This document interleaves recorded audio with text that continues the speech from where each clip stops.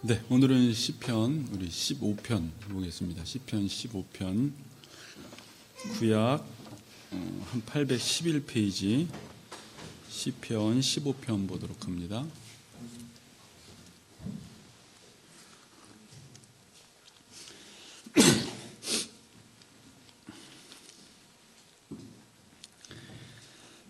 제가 봉독하겠습니다. 여호와여, 주의 장막에 머무를 자 누구 오며 주의 성산에 사는 자 누구 오니까? 정직하게 행하며 공의를 실천하며 그의 마음에 진실을 말하며 그의 혀로 남을 허물하지 아니하고 그의 이웃에게 악을 행하지 아니하며 그의 이웃을 비방하지 아니하며 그의 눈은 망령된 자를 멸시하며 여호와를 두려워하는 자들을 존대하며 그의 마음에 서원한 것은 해로울지라도 변하지 아니하며 이자를 받으려고 돈을 꾸어주지 아니하며 뇌물을 받고 무죄한 자를 해하지 아니하는 자이니 이런 일을 행하는 자는 영원히 흔들리지 아니하리이다. 아멘. 네. 자, 같이 인사하겠습니다. 흔들리지 마십시오. 이렇게 인사합시다. 자, 흔들리지 마십시오. 네.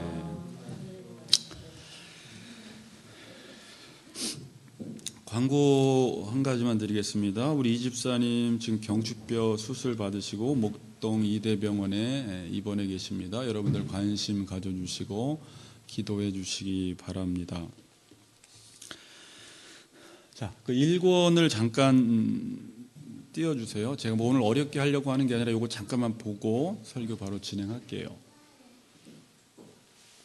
지난주에 제가 성경 시편 전체 구조와 1권의 구조, 그러니까 시편 1편에서 41편까지의 구조를 잠깐 설명드렸는데 지금 오늘 우리가 보고 있는 게 15편이니까 1권에 해당이 되죠.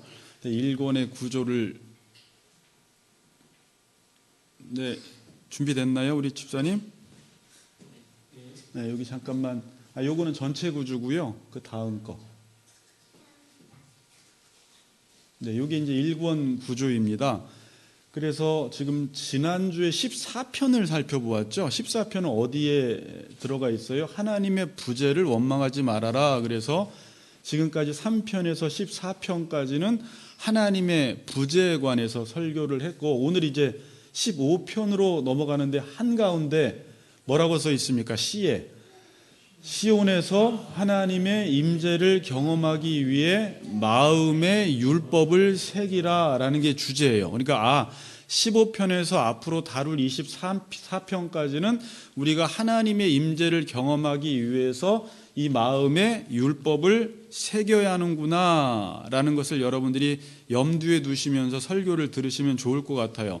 자, 그래서 15편과 24편 15편이 처음이고 24편이 끝인데 15편도 마음이라는 단어가 있고 24편도 마음이라는 단어가 있고 이 19편이 정말 멋진 서정시인데 또 말씀을 율법을 찬양하는 시인데 그 정가운데도 마음이라는 단어가 있습니다.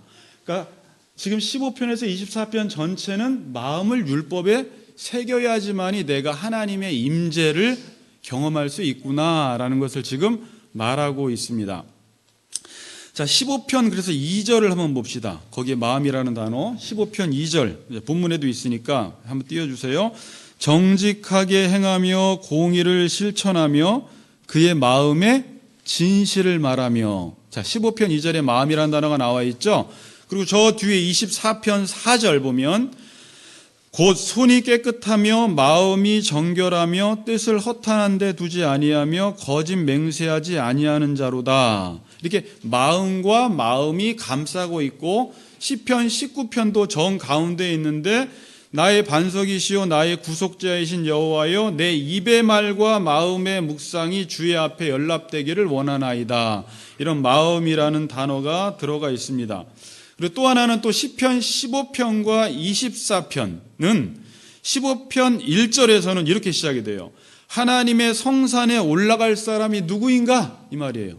그러니까 누가 하나님의 임재 가운데 거할 수 있는가? 이런 질문이거든요. 근데 또 24편 맨 마지막 3절도 주의 성산에 사는 자 누구니까? 이렇게 같은 앞뒤로 주의 성산에 올라갈 사람이 누구인가, 주의 성산에 사는 사람이 누구인가 라는 것으로 감싸고 있다는 것입니다. 그리고 시편 전체 구조도요, 여러분. 자, 1권은요, 마음의 율법을 새기라는 게 전체 핵심 주제고요. 또 맨 마지막 5권도 마음의 율법을 새기라는 것이 주제고, 정 가운데, 그러니까 3권이겠죠. 시편의 3권. 거기는 마음을 완악하게 하지 말아라.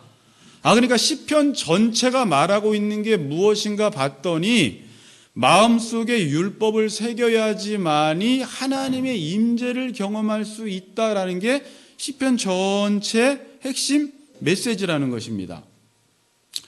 그러니까 지금 많은 사람들이 어려움을 당할 때 마음속에 율법이 없기 때문에 하나님을 떠나고 하나님의 부재 체험을 하고 하나님을 원망하고 하나님이 없다고 하는 것입니다. 뭐 때문에요? 내 마음속에 율법이 없기 때문에 하나님이 없습니다. 하나님을 원망하고 하나님의 부재 체험을 한다는 거예요. 그래서 지난주에 살펴보았던 시편 14편 1절에 나오는 그 인물도 어리석은 자는 그 어디에? 마음에 이르기를 하나님이 없다 하는도다 라고 말했던 것입니다. 자, 오늘은 율법과 마음이라는 주제를 살펴보면서 시편 15편을 살펴보겠습니다. 자, 오늘 내용 하나도 안 어려우니까 자, 앞에 살펴보시고요. 앞에 보시고 오늘 주제가 뭐라고요? 마음과 율법이라는 주제를 살펴보면서 시편 15편을 보겠습니다. 자, 우리가 부부 사이를 가리켜 가깝고도 먼 당신이라고 이야기합니다. 어때요? 그래요? 가까운 것 같은데 가끔 멀게 느껴져요. 님이라는 글자에 점 하나를 찍으면 남이 된다고 이야기하잖아요. 그러니까 님과 남이 가깝기도 하면서 아주 멀어요. 근데 이 마음과 율법이라는 게 그래요. 마음과 율법이라는 것이 가까운 것 같은데도 멀다라는 거예요. 여러분들이 매일매일 설교를 듣고 말씀을 보고 있습니다. 그렇죠? 그렇죠. 근데 율법이 가까이 있는 것 같은데 율법이 아주 멀어요. 가까이 있는 것 같은데 아주 멀어요. 그런데 지금 성경에서 말하는 것은 오늘 시편에서 율법과 마음은 아주 가까이 있어야 한다는 것입니다. 율법과 마음은 늘 만나는 사이에 있어야 한다는 거예요. 그런데 죄를 지은 인간은 율법과 마음의 거리가 이 세상에서 가장 멀어지게 되었습니다. 그러니까 이 세상에서 가장 거리가 먼 게 뭐냐면 율법과 마음이에요. 제일 가까이 있어야 할 게 제일 멀어지게 되었습니다. 자, 그러면 여러분들 삶 속에서 율법이 내 마음에 있지 않을 때 나타나는 증상들이 뭐냐면 하나님을 경험하지 못한다라는 거예요. 하나님의 임재를 경험하지 못하고 하나님과 교제하지 못하고 시편 14편에 나온 대로 그 마음에 이르기를 늘 하나님이 없다고 해버리는 이런 하나님의 부재 체험이 계속 생겨난다는 것입니다. 자, 조직신학적인 표현으로는 율법과 마음이 만난 상태를 의라고 해요. 뭐라고요? 율법과 마음이 만난 상태를 뭐라고요? 의라고 이야기를 합니다. 그리고 이 의의 상태에서 나오는 어떤 행위들이 있죠. 그게 지금 들으신다는 산상설교예요. 율법과 마음이 만났을 때 그런 산상설교의 윤리들을 행하게 되는 거예요. 근데 산상설교의 특징은 율법과 마음이 만난다고 표현하지 않고 인간이 하나님의 통치를 받을 때 그러한 행위들이 나온다. 팔복의 현상들이 나온다라고 말씀을 해요. 그럼 오늘은 율법과 마음이 만났을 때 오늘 15편 2절에서 5절의 행위들을 하게 된다라는 말씀을 하는 것입니다. 2절에서 5절 아까 읽었죠. 정직하게 행하며 공의를 실천하며 그의 마음의 진실을 말하며 쭉 나와요. 좀 이따 읽어볼 텐데 그의 혀로 남을 허물하지 아니하고 그의 이웃에게 악을 행하지 아니하며 그의 이웃을 비방하지 아니하며 그러니까 이렇게 하고 싶다고 되는 문제가 아니라 내가 이웃에게 악을 행하지 않고 이웃을 비방하지 말아야지, 정직하게 행해야지, 공의를 행해야지, 진실을 말해야지라고 한다고 해서 되는 문제가 아니라 율법과 마음이 만났을 때 이걸 의의 상태라고 하는데, 의의 상태 속에서 어떤 행위가 나오는데 그 행위가 오늘 본문의 2절에서 5절이라는 말씀이에요. 이해가 되시죠? 네. 그러니까 율법과 마음이 만나지 못하면 이 정직과 공의와 진실이라는 행위가 나올 수가 없는 것입니다. 자, 그런데 인간의 문제는 이 마음이 율법을 만날 수가 없다라는 게 문제예요. 율법과 마음이 만나야 하나님의 임재를 경험하고 오늘 시편 15편의 2절에서 5절에 그러한 행위들을 할 수 있는데, 나는 이 마음속에 율법을 넣고 싶은데 그게 안 되는 게 인간의 가장 큰 문제라는 거예요. 만약에 이 마음이 율법을 만나려고 가면 율법으로부터 정죄를 당하고 심판을 당해요. 왜 그럴까요? 이 마음이 너무 부패하고 더럽기 때문에 그래요. 그래서 이 마음이 율법을 만날 수가 없는 거예요. 여러분, 결혼식장에서 신랑이 신부를 기다리는데 신부가 깨끗한 의의 드레스 옷을 입고 오지 않고 누더기 옷을 입고 오면 신랑으로부터 문전박대 당하는 거예요. 쫓겨난다라는 거예요. 마치 율법과 마음의 관계가 그렇다는 거예요. 나는 내 마음은 율법을 만나고 싶은데 율법 앞에 가면 내가 너무 부패하고 더러워서 율법으로부터 정죄와 심판을 당한다라는 거예요. 그러니까 이 마음이 율법을 만나야지 2절에서 5절의 행위를 행하는데 만날 수 없다라는 게 지금 인간의 가장 큰 문제입니다. 하나님을 만날 수가 없어요. 지금 여러분들이 이 자리에서 예배를 드리는데도요, 성전은 아닙니다. 예배당 안에 들어왔어요. 구약시대는 성전 안에 들어갔습니다. 어떤 공간 안에 들어갔어요. 거기만 들어가면 저절로 하나님을 만나는 게 아니에요. 오늘 영상으로 예배를 드리건 이 자리에 나와서 예배를 드리건, 물론 이 자리에 나와서 예배를 드릴 때 저랑 대면하면서 인격과 인격과의 교제를 통해서 예배를 드리니까 더 이점은 있지만, 만일 마음이 없다면 하나님의 임재를 경험하지 못하고 하나님과 교제하지 못하는 현상은 똑같다라는 거예요. 하나님을 만난다라는 것은 공간의 문제가 아니라는 것입니다. 성전에 들어간다고 해서, 예배당에 들어간다고 해서, 삼각산에 들어간다고 해서 하나님을 만나는 게 아니라, 성경은 끊임없이 말하기를 이 마음이 율법과 만나지 않으면 하나님의 임재를 경험할 수 없다고 말을 해요. 구약 성경에 보면 이스라엘의 근본적인 문제를 뭐라고 하는지 아십니까? 하나님께서 이스라엘 백성을 선민으로 선택하셨습니다. 그들을 택하셔서 그들에게 특권을 주셨어요. 성전을 하나님께서 주셨어요. 성전은 하나님을 만날 수 있는 곳입니다. 그들에게 율법 중심적인 삶을 살도록 하셨습니다. 예배드리는 삶을 그들에게 허락했습니다. 하나님이 그들에게 특권을 주시고 그들을 선택하셔서 이런 놀라운 부르심으로 초청을 했습니다. 그런데 이스라엘의 문제가 뭐였냐? 이사야서 29장 13절에 보니까 주께서 이르시되 이 백성이 입술로는 나를 가까이하며 입술로는 나를 공경하나 그들의 마음은 내게서 멀리 떠났으니, 그래요. 뭐라고요? 입술로는 공경하나 마음이 내게서 떠났다. 이걸 마태복음에서 예수님이 인용하기를 입술로는 나를 존경하나 마음은 내게서 멀다라고 말씀을 합니다. 예배를 드리는데 마음이 없는 예배를 드리는 거예요. 입술로는 찬양을 하고 목사가 입술로는 성경을 말하는데 실제 이 안의 마음은 하나님께로 향하지 않고 다른 곳에 마음을 두고 있다는 거예요.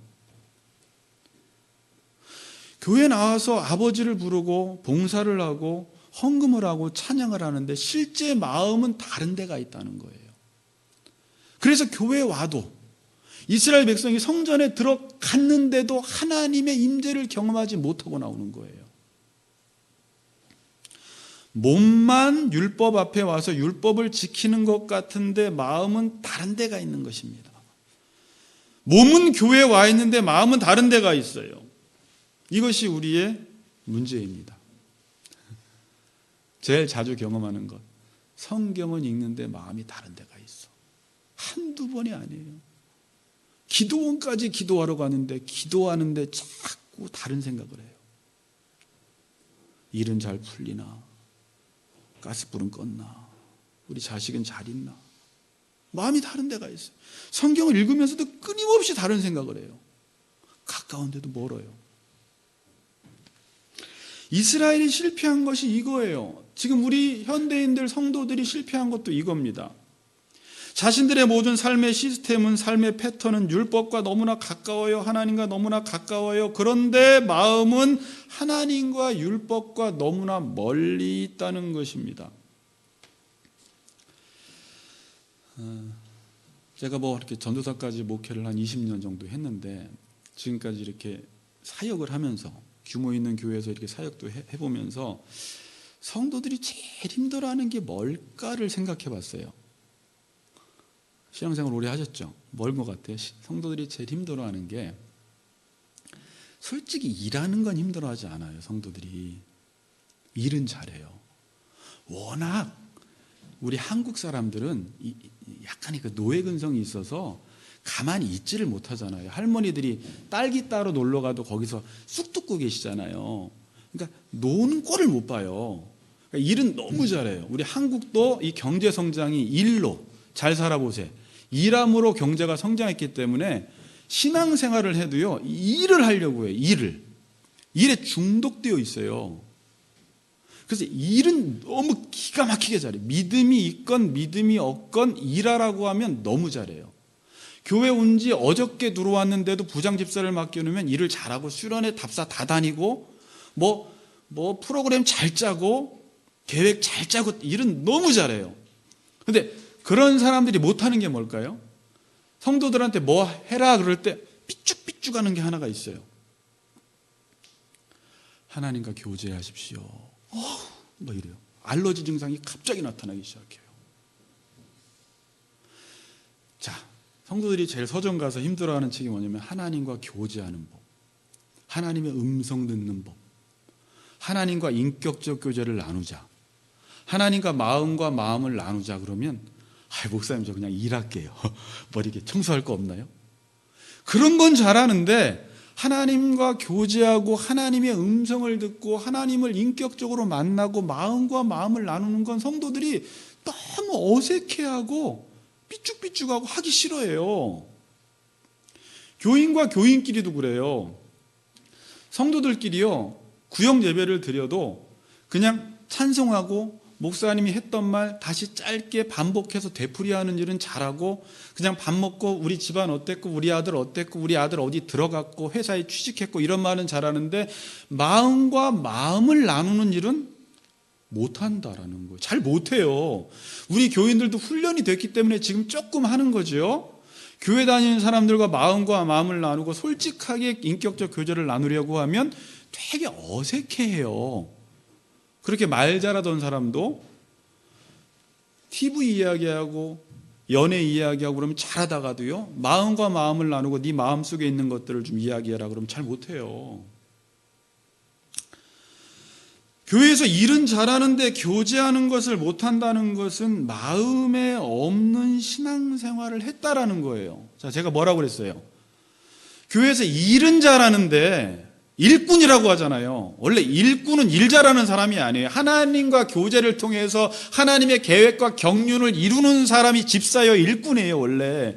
근데 우리는 일꾼, 일 잘하자 그러면 그냥 교회에서 뭔가 일을 진짜 잘하는 사람인 줄 아는데, 일은 잘하는데 교제를 못한다는 건 뭐라고요? 마음이 없이 지금 신앙생활을 하고 있다라는 증거라고요. 내가 지금 마음은 하나님께 별로 없고 마음은 율법에 없어요. 다른 동기로 교회에 나오고 있다라는 거예요.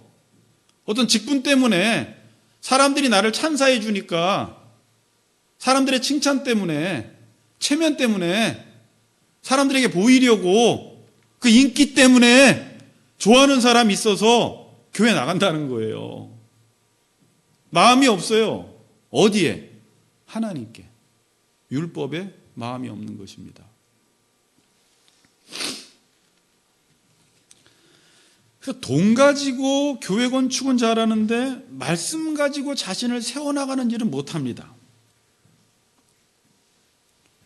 교회 건물 벽돌 쌓는 건 잘하는데 율법으로 자기의 성전 만드는 일은 못해요. 교인들이.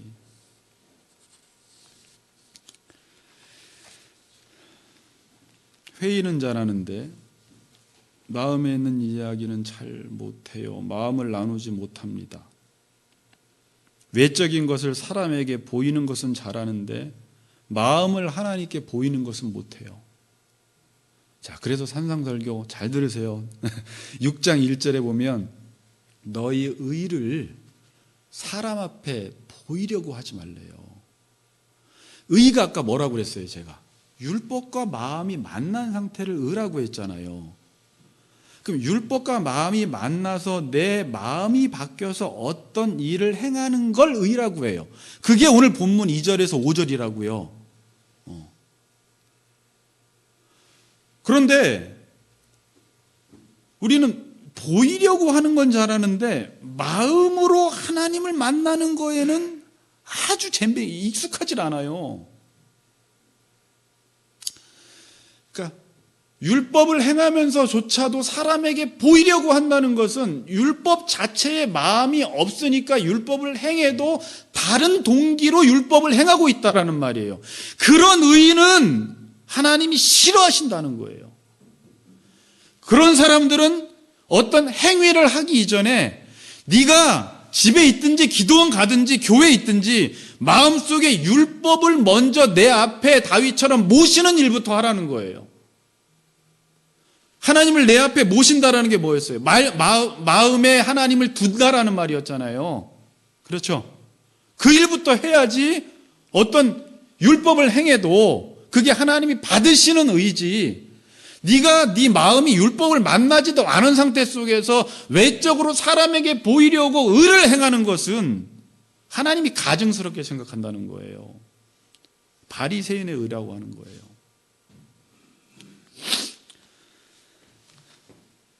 마음이 없이 하는 것은 인간의 무서운 병입니다.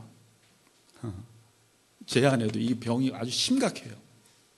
끔찍한 병이에요. 그런데 인간은요, 마음이 없이 너무 잘해요. 상대방에게 마음이 없는데 안녕하세요 이런 걸 너무 잘해요. 마음과 몸이 따로 놀아요. 이게 뭐라고요? 끔찍한 병이라고요. 지금 하나님을 사랑하지도 않는데 할렐루야 하나님 사랑합니다 이렇게 너무 잘한다는 거예요. 이게 왜 그러세요? 병 걸려서 그래요. 마음도 없는데 교회 와서 봉사를 너무 잘해요. 뭐가 없는데? 마음이 없는데.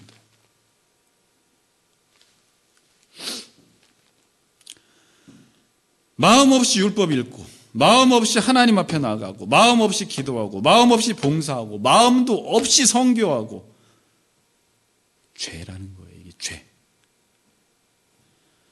그래서 이 마음이 치료되지 않으면 율법을 만날 수가 없어요.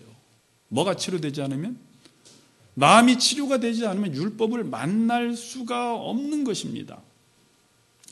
마음이 없이 사람은 만날 수 있을지 모르지만 율법은 절대로 만날 수가 없습니다. 마음 없이 율법을 만난다는 것은 불가능합니다. 그냥 율법을 만난 척만 하는 거예요. 많은 사람들이. 교회 가면 만난 거 아니야? 성경 읽으면 만난 거 아니야? 오늘 목사님 영상으로 예배 드리면 만난 거 아니야? 마음 없이는 안 만났다고요.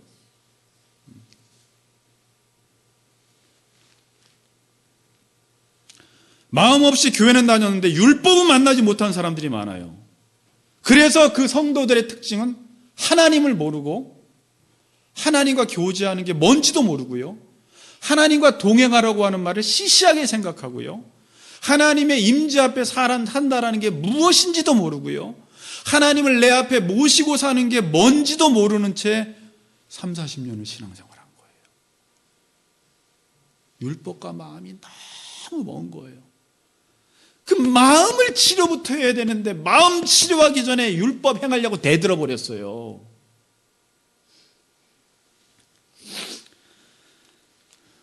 여러분, 주님 왜 오셨어요? 주님 이 땅에 왜 오셨어요? 왜? 이 마음 치료하러 오신 거예요. 아무도 이 마음을 치료를 못하는 거예요. 서울대학교 병원에 마음 치료소 있나요? 그런 데서 못한다고요. 어떤 상담학자도 마음 치료는 못한다고. 그래서 주님이 직접 마음 치료하러 이 땅에 오신 거예요. 세상에 좀 질병 걸리면 우리는 큰일 났다 그러지만 지금 보이지 않는 마음이 이렇게 부패한 건데 이거에 대해서는 심각성을 못 느껴요. 제일 심각한 부분인데.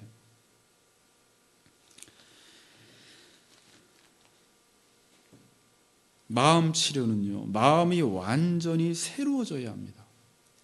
에레미야서 17장 9절은 만물보다 거짓되고 심히 부패한 것은 마음이라 그래요.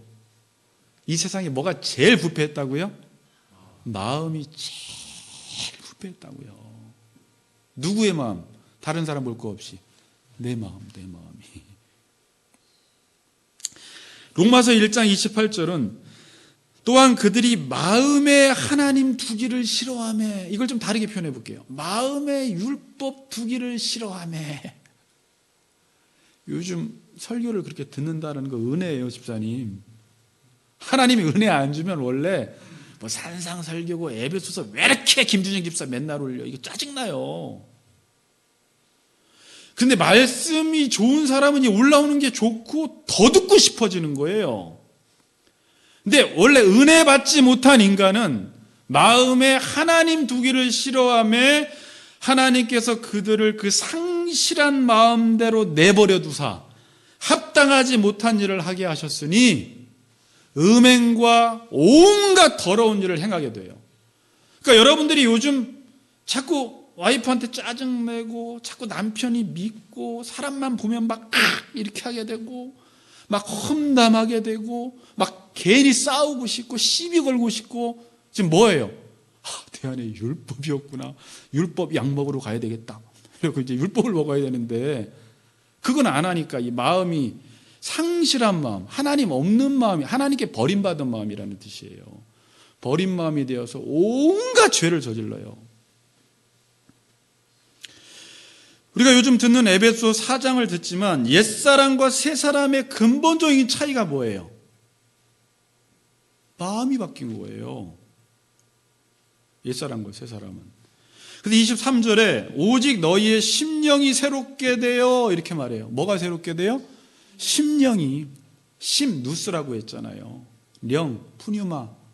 마음이 그러니까 마음이 하나님을 인식하게 되는 거예요. 이게 새로워진 거예요. 마음은 하나님을 인식해야지 그때 마음이다 이렇게 말해요. 어떤 사람의 마음이 있는데 하나님을 인식하지 못하면 그 마음이 아니에요. 그러니까 마음인데 마음이 병든 거예요. 제가 에베소서 제 설교 듣다 보니까 그런 말도 했죠. 보는 건 뭘 보아야지 본다고요?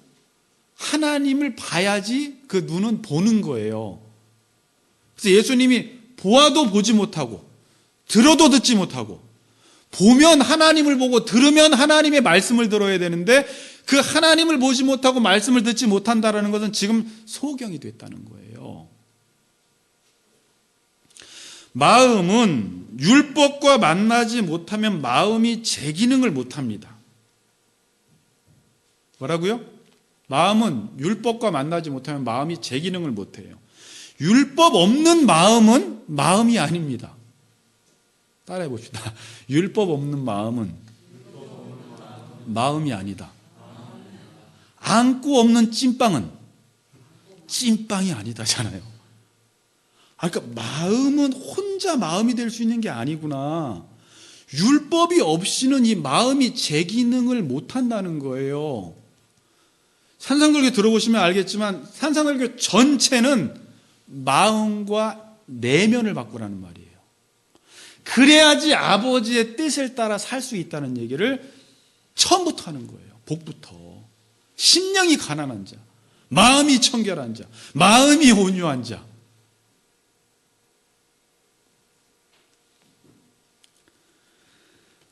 그런데 사람들은 지금 마음에 하나님 두기를 싫어합니다. 여러분들이 요즘 일이 너무 바빠서 말씀을 못 읽고 말씀을 못 듣고 율법을 내 마음속에 넣지 못하면 여러분들의 행실은 금방 부패해집니다. 그 목사건 전도사건 다 필요 없어요. 바르게 못 살아요. 바른 관계를 못 맺어요. 2절에서 5절, 오늘 본문 2절에서 5절의 정반대의 삶을 살아가요. 대인관계에서 실패하고 말에서 실패합니다. 로마서 12장 2절, 너희는 이 세대를 본받지 말고 오직 마음을 새롭게 함으로 변화를 받아 그래요. 마음을 근본적으로 바꾸라는 거예요. 뭘로? 1장에서 11장까지 구원받은 하나님의 백성들은 말씀으로 이 마음을 바꾸라는 거예요. 로마서 2장 29절, 오직 이면적 유대인이 유대인이며 할례는 마음이 할지니 그래요. 표면적으로 유대인이라고 해서 유대인이 아니라, 겉만 유대인이라고 해서 유대인이 아니라 어디요? 이면, 내면을 바꾸고 할례를 받으려면 그 표피만 자르지 말고 마음의 할례를 받아라. 마음을 새롭게 해야지 하나님의 백성이라는 거예요. 에베소 1장에서도요. 사도 바울이 1장 15절 이후에 에베소 교인들을 위해 기도할 때 뭐라고 기도해요? 너희 마음 눈을 밝히사. 눈을 밝힌다는 게 뭐예요? 율법이 들어가면 눈이 밝아져요. 19편에서는 율법이 들어가면 내 눈이 밝아져요. 눈이 밝아진다는 게 시력 수술한다는 게 아니에요. 눈 진짜 밝아져요. 여러분, 회개라는 단어가 많이 이야기했는데 구약 성경은 슈브, 신약 성경은 메타노이아라고 하는데 이 메타라는 말이 다르게 바꾸다라는 말이에요. 이 노이아도요, 제가 이번에 다시 찾아봤더니 누스라는 단어예요. 누스가 뭐라고 했어요? 마음이에요. 마음, 카르디아, 누스 두 개를 써요, 성경에서.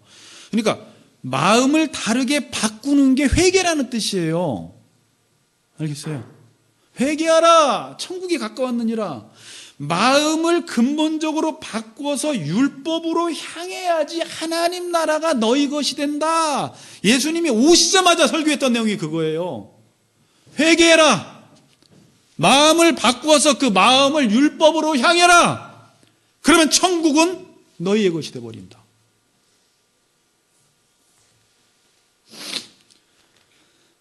여러분, 여러분의 마음이 죽었는지 살았는지 측정하는 방법이 뭡니까? 살았니? 죽었니? 야, 네 마음 살았어? 죽었어? 이거 어떻게 측정을 해요? 심장이 살았는지 죽었는지는 어떻게 알아요? 뛰는 거 보면, 맥박이 뛰는 거 보면 알 수 있죠. 그럼 마음이 살았는지 죽었는지는 어떻게 알아요? 어떻게 마음이 살았나요? 그럼 어떻게 말해야 되지? 내가 율법을 늘 즐거워하고 율법을 늘 찾고 늘 하나님을 찾고 하나님의 말씀을 듣고 싶어하는 거 보면 마음이 막 살아있는 거예요. 근데 요즘 내가 하나님의 말씀이 즐겁지가 않아. 그냥 말씀은 그냥 기회만 되면 멀리하고 싶어. 지금 내가 아쉬우니까 내가 하나님 찾지. 내가 기회만 돼봐. 너 찾나 내가. 이렇게 하면서. 그러니까 율법이 살아있는지 죽어있는지는 어떻게 알아요? 내가 율법을 찾고 있는지 찾고 있지 않는지. 그런 관점에서 여러분들이 집에 돌아가셔서 이번 주에는 시편 119편이 엄청 길잖아요. 이거 저도 이번에 또 읽어봤는데 그게 다 그 내용이에요. 그래서 시편 119편은 말씀 찬양시인데 이 시는 말씀을 즐거워하고 말씀을 읊조린다란 말이 나오고 말씀을 계속 찾아요. 119편 97절에 보면 내가 주의 법을 어찌 그리 사랑하는지요. 내가 그것을 종일 작은 소리로 읊조리나이다. 123절 보니까 내 눈이 주의 구원과 주의 의로운 말씀을 사모하기에 피곤하대요.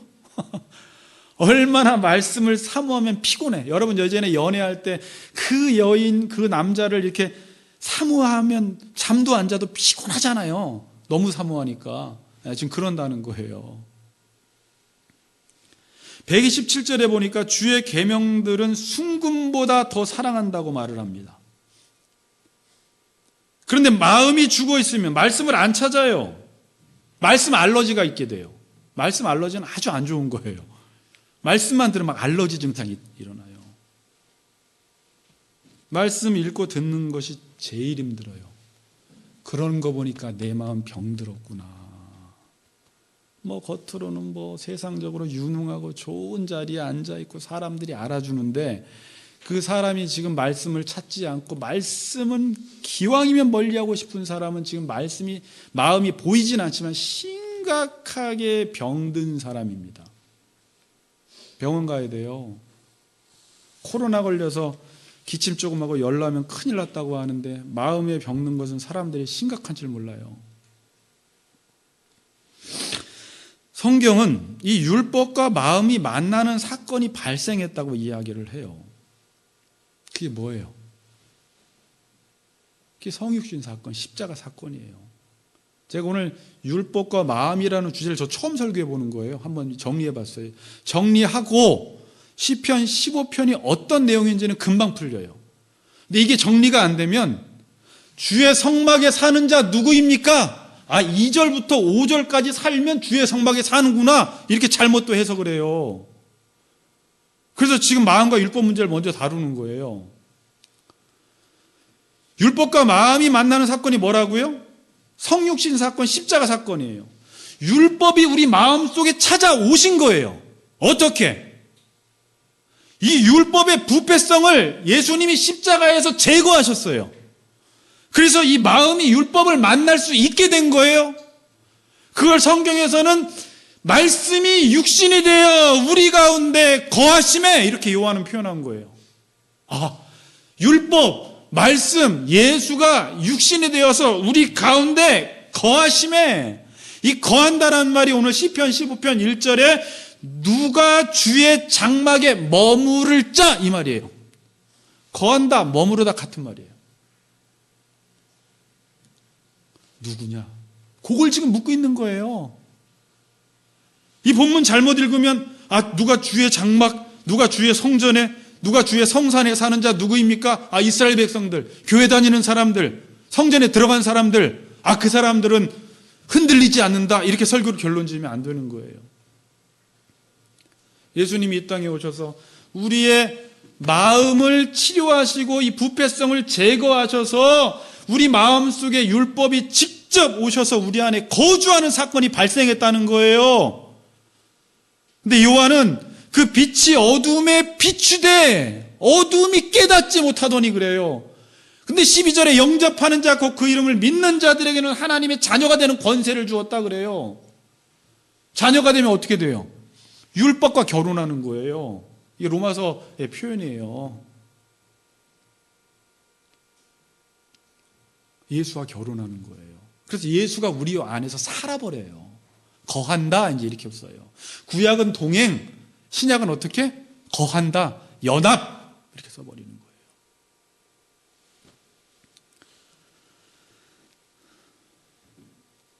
마음에 율법을 새긴다는 것은 마음으로 율법을 지킨다는 것입니다. 마음에 율법을 새긴다는 것은 마음으로 율법을 정말 좋아하고 기뻐하는 모습을 전제하는 거예요.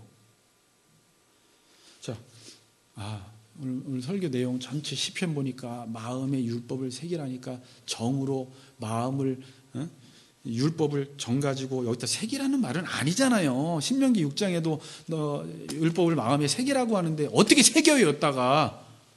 그렇죠? 효준 형제 새길 수가 없잖아요. 그 말은 뭐냐면 성경에서 이제 시편에서는 이걸 어떻게 표현하냐면 율법을 즐거워하라는 거예요.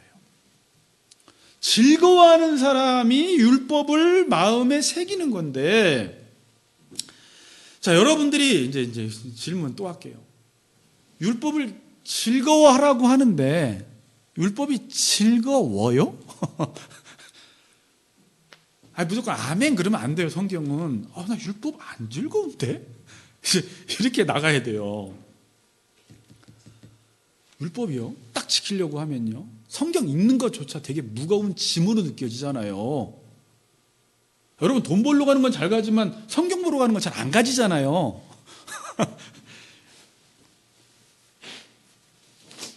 율법을 즐거워합시다. 아멘이 안 된다니까요. 무거운 짐으로 느껴져요. 유대인들도 그게 무거운 짐이었어요. 자기도 지지 않으면서 남들에게 지게 한다는 거예요, 예수님이. 여러분들이 지금 말씀 읽고 말씀 듣고 오늘 본문 내용대로 살려면 와 진짜 힘들다 이러지 막 즐거워하나요?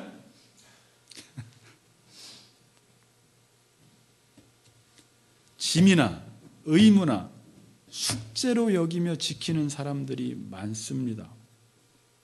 지금도 숙제 내줘야지 말씀 읽는 사람 많아요. 체크해야지 말씀 읽는 사람 많아요. 안 하면, 안 한다는 건 즐기질 않는다는 거예요. 그럼 즐겨야지 나 오늘부터 한번 해보세요. 되나? 안 된다니까요.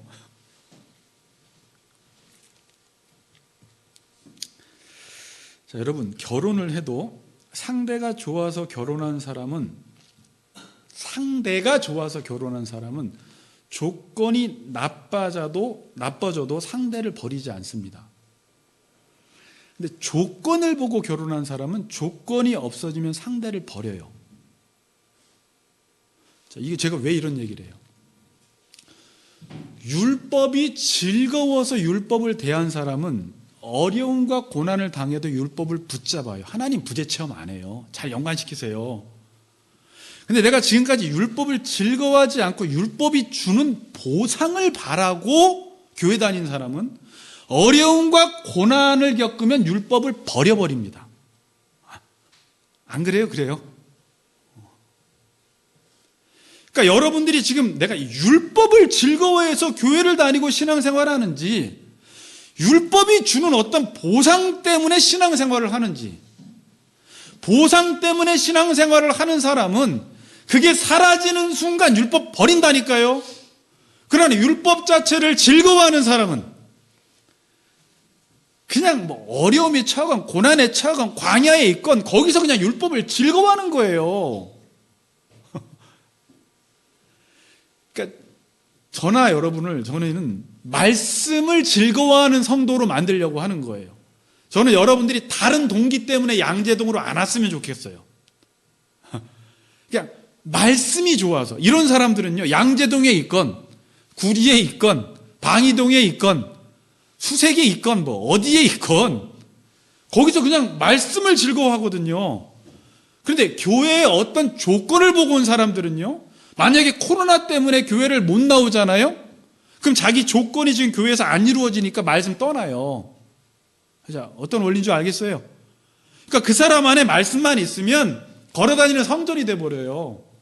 이 안에 말씀 있는데 뭐 여기서도 말씀 지키고 집에서도 말씀 지키고. 또 이런 말 하니까 목사님 가나안 교인들을 또 찬성하는 건가? 뭐 그런 말은 아니잖아요. 교회 안 나와도 되겠네. 교회 나오는 게 아니라 이런 책도 있잖아요. 교회가 되라는 거잖아요. 교회는 여기가 교회가 아니잖아요. 교회가 되는 거예요, 내가. 그래서 그런 책이 있어요. 교회가 되라. 교회 가지 말고 교회가 되라.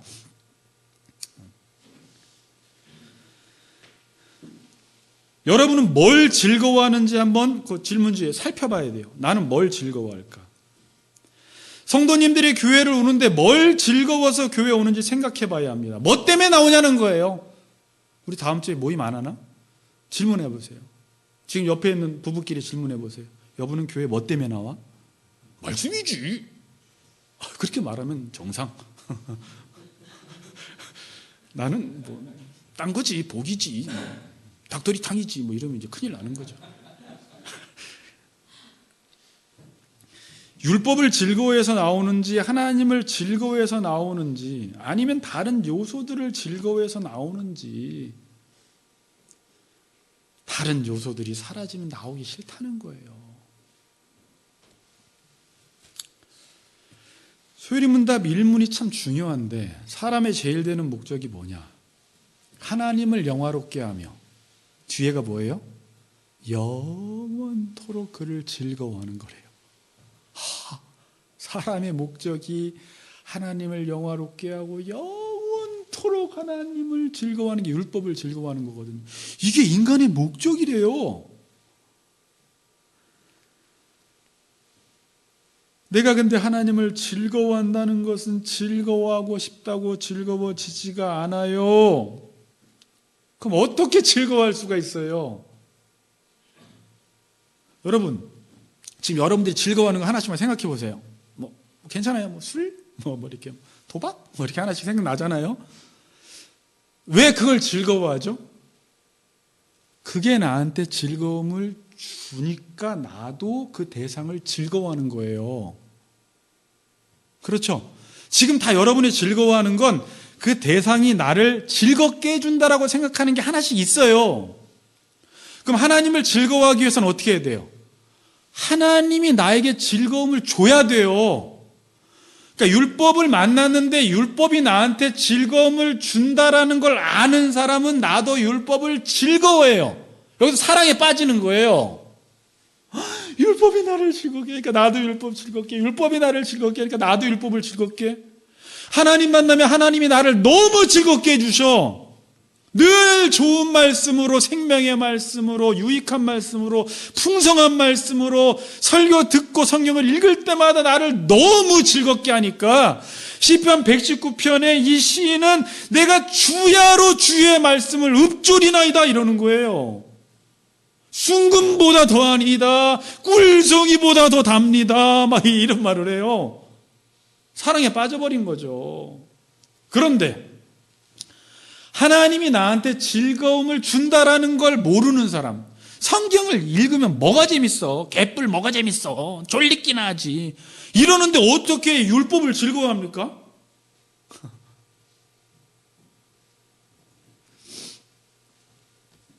그 무슨 말하는 거예요? 율법을 즐거워하기 위해서는 율법이 하나님이 나한테 즐거움을 준다라는 것을 맛본 사람이, 아는 사람이 율법을 즐거워할 수 있다는 거예요.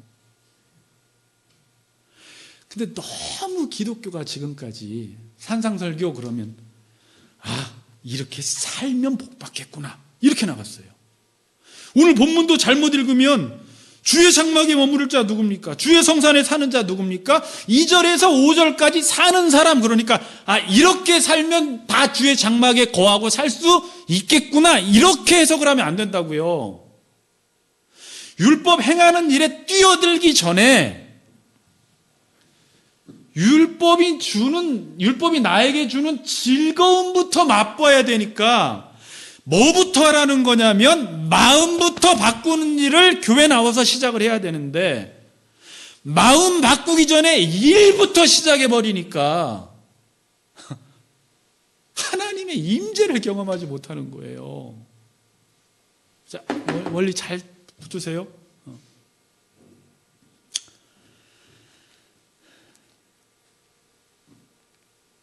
그런 차원에서 시편 16편 8절을 제가 다시 보니까 다윗이 하나님을 내 앞에 모신다라는 말이, 내가 항상 여호와를 내 앞에 모신다, 내 마음에 두니까 내 오른쪽에 계심으로 내가 흔들리지 않고 나의 마음이 기쁘고 나의 영도 즐거워하고 내 육체도 안전히 산다 이렇게 말하는 거예요. 그래서 율법이 나한테 즐거움을 준다는 걸 아는 사람은 율법을 즐거워할 수밖에 없습니다. 자, 그리고 오늘 본문 봅시다. 자, 본문이 이제 결론이니까 자, 여러분 겁내지 마시고 자, 15편 봅시다.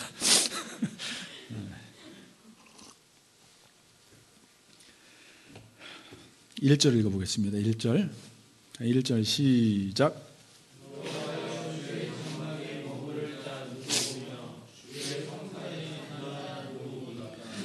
네, 이렇게 시작돼요. 여호와여, 주의 장막에 사는 자가 누구며 주의 성산에 사는 자 누굽니까? 장막이나 성전은 뭘 의미해요? 하나님이 계신 곳을 의미해요. 그렇죠? 성산은 거룩한 산, 하나님의 언약궤가 안치되어 있는, 시편에서는 계속 시온산이 나와요. 시온산, 거룩한 산, 하나님의 언약궤가 있는 산. 장막도 성전도 하나님의 언약궤가 있다는 것은 하나님의 임재를 상징하는 거죠. 그러니까 누가 주의 장막에 머무를 자 누구오며 주의 성산에 사는 자가 누구입니까?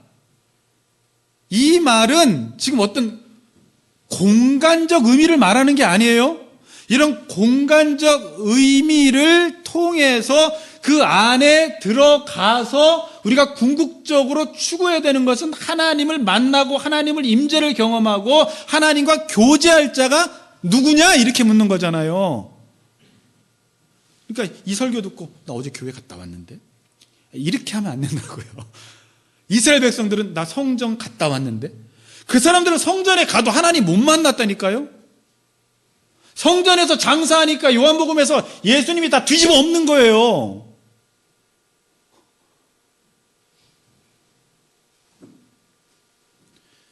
왕이 장가가지 않는 아들을 장가 보내려고 예비 신부감들을 왕궁에 다 오게 했어요.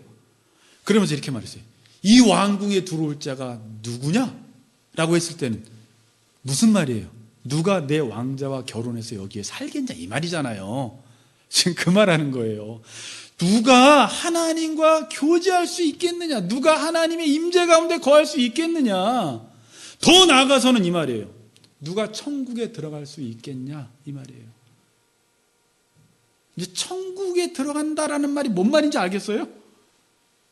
누가 구원받을 수 있겠느냐? 이 말인 거예요.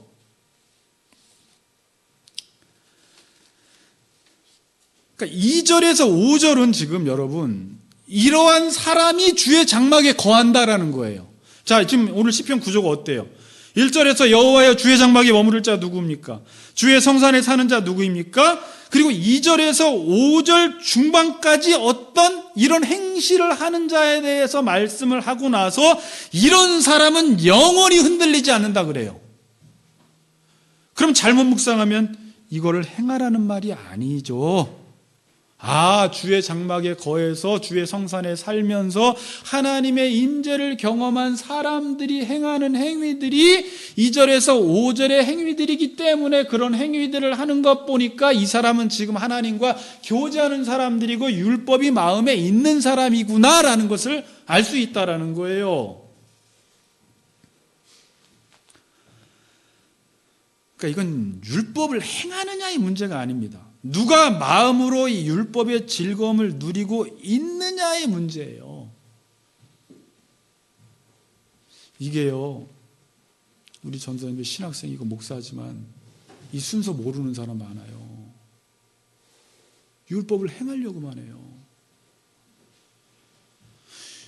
율법과 마음이 만났느냐를 지금 묻고 있는 거예요. 율법과 마음이 만나지 않으면 지금 이 2절에서 5절은 행할 수가 없어요.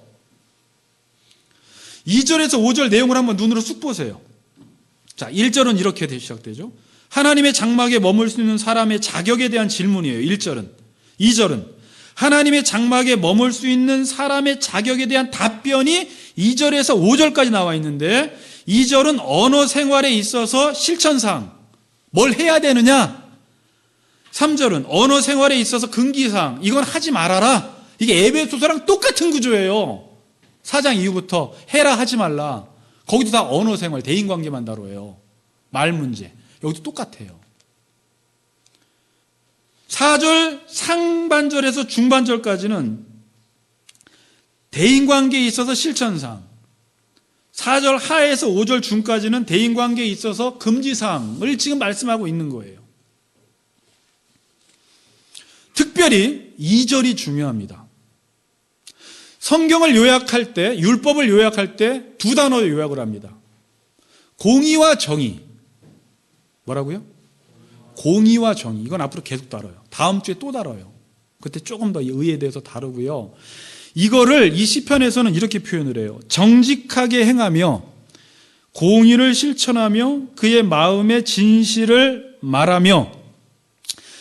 주석마다 제가 찾아봤더니 좀 달라요. 이렇게 정직이 목적이에요. 정직이 목표고 정직을 행하기 위해서 공의와 진실이 필요한 거예요. 자, 그럼 정직이 뭘까요? 우리가 이야기하는 그런 정직이 아닙니다. 여기 성경에 말하는 이야기는 의를 말해요. 의. 그러니까 하나님의 언약 공동체 영입되기 위한 조건은 의예요. 정직이에요. 그래서 여러분들이 예수를 믿고 죄인에서 의인이 됐다. 그 말은 천국 들어갈 수 있는 조건이 갖추어졌다. 언약 공동체에 영입될 수 있는 조건이 갖추어졌다. 이 말이에요. 이게 여기서 이 뜻이 정직이에요. 그리고 시편에서는 이 정직, 이 의가 행위가 완전하다. 이런 표현으로 쓰여지고 있어요. 시편 119편 1절에 보니까. 행위가 완전하다. 노아를 가리켜 행위가 내 앞에서 완전하게 행하라. 하나님이 그렇게 말씀하시죠. 완벽하란 말이 아니에요. 여기서 의를 말하는 거예요. 그럼 어떻게 의로워질 수 있느냐?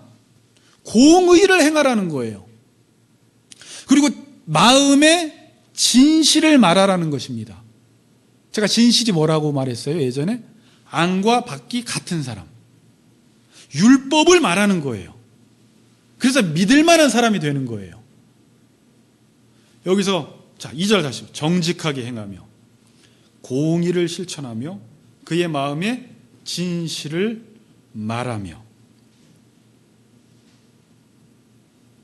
이런 사람들은 마음에 율법과 마음이 만나기 때문에 이런 행위가 지금 나오고 있어요.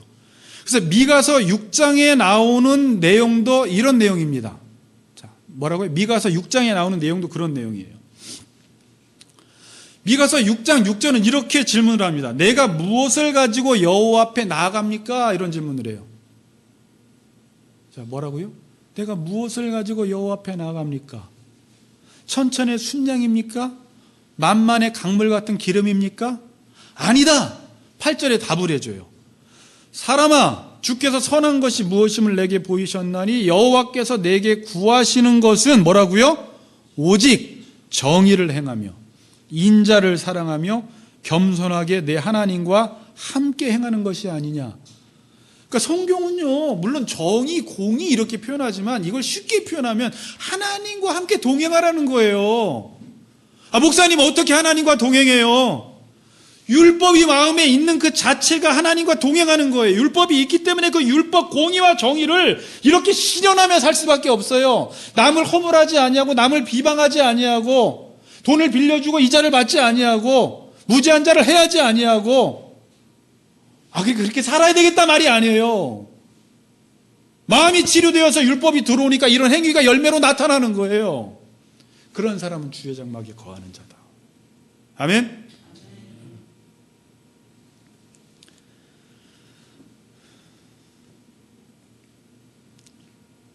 율법과 마음의 거리는 너무나도 멀었습니다. 그런데 지금 은혜의 시대에 사는 우리 성도님들은 이 율법이 말씀이 성육신하셔서 우리의 마음에 계십니다.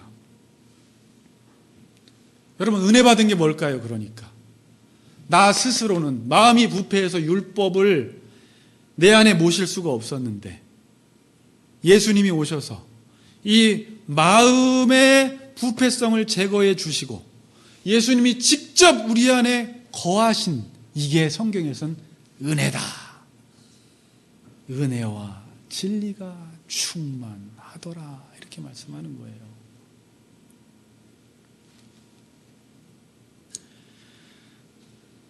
에레미야서 31장을 한번 보세요. 그리고 나서 이 구절을 보면 여러분들이 이해가 될 거예요. 자, 에레미야서 31장 31절에서 33절 우리 큰 소리로 같이 읽어보겠습니다. 시작. 곧 내가 이스라엘 집과 유다 집에 새 언약을 맺으리라. 이 언약은 내가 그들의 조상들의 손을 잡고 애굽 땅에서 인도하여 내던 날에 맺은 것과 같지 아니할 것은 내가 그들의 남편이 되었어도 그들이 내 언약을 깨트렸음이라. 여호와의 말씀이니라. 33절. 그러나 그날 후에 내가 이스라엘 집과 맺을 언약은 이러하니 곧 내가 나의 법을 그들의 속에 두며 그들의 마음에 기록하여 나는 그들의 하나님이 되고 그들은 내 백성이 될 것이라. 여호와의 말씀이니라. 구약에서 새 언약에 대해서 말씀을 하시잖아요. 새 언약은 특징이 뭐예요? 내가 나의 법을 어디에? 그들의 속에 두며 마음에 두며 그들의 마음에 어떻게? 기록하여 나는 그들의 하나님이 되고 그들은 내 백성이 될 것이라. 구약 성경은 하나님과 백성 사이로 이야기하지만 율법이 우리 마음속에 들어오면 우리가 예수님과, 이 말씀 율법이 예수님이기 때문에 말씀이 육신 가운데 거하면 예수님과 결혼한 신랑 신부 사이가 되어서 이 예수님의 말씀을 듣고 이러한 공의와 정의를 행하는 하나님의 신부들이 된다는 것입니다. 이렇게 하나님의 말씀이 이루어지는 거예요.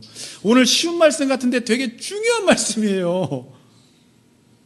성경의 신학을 정리한 거예요. 제가 다른 부분은 3절, 4절은 에베소서에서 이 말에 대해서 다 설교를 했는데 5절 한번 보세요. 5절. 이자를 받으려고 돈을 꾸어주지 아니하며 라는 말이 있는데 이 고리대금을 하지 않는다라는 것입니다. 그러니까 이자를 받고 빌려주는 것이 나쁘다는 말이 아니에요. 뭐가 나빠요? 가난한 자를 착취하는 게 나쁘다는 거예요. 돈을 빌려주려면 도움을 줄 목적으로 빌려줘야지 빌려주는 걸 통해서 저 가난한 사람들을 착취할 목적으로 하지 말라는 거예요.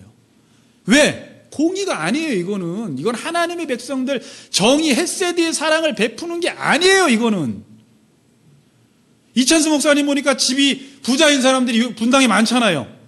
전셋집 월세 주는 사람 많은데 이찬수 목사님 뭐라고 하는 줄 알아요? 절대 올리지 말아요. 월세랑.